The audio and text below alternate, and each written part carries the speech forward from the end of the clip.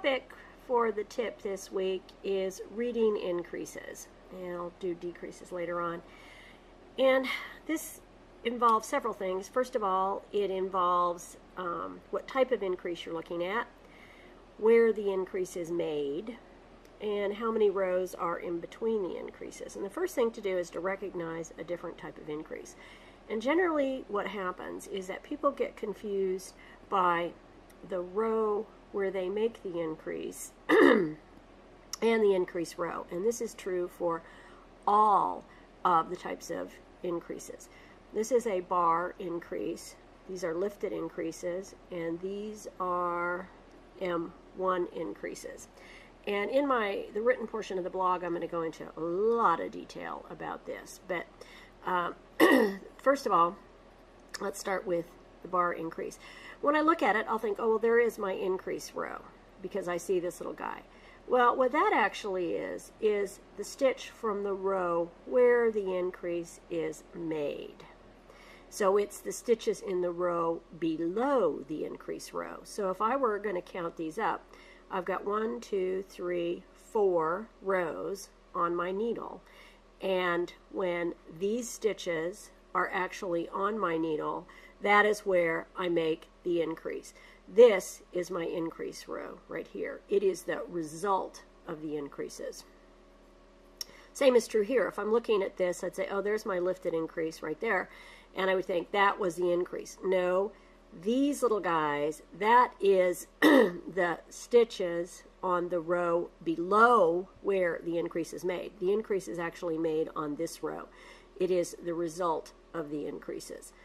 Same is true for M1s. Here is my twisted loop, but you know when you make an M1, you reach down and get the horizontal bar between these two stitches. This is the result of that increase row. Now, how do I tell the difference? Bar increases are easy. You got that little bar right there. You know where they are. Lifted increases are called lifted because you lift the leg of the stitch below, and if it's a right slanting increase, you lift the right leg of the stitch. If it is the left slanting, you lift the left leg of the stitch. And I'm not going to go into how to make these things. You can look at other videos to see that.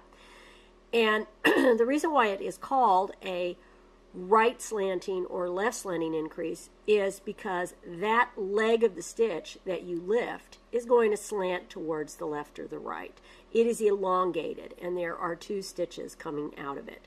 On this side, there's the elongated one. And by the way, this was knit with size 11 needles so that you could see it. This is not representative of good tension in any way, shape, or form. Now for M1s, you can always find them too because there's a big old hole underneath them. Same is true for the bar increase. And I have a leg of a stitch that is slanting towards the left or towards the right.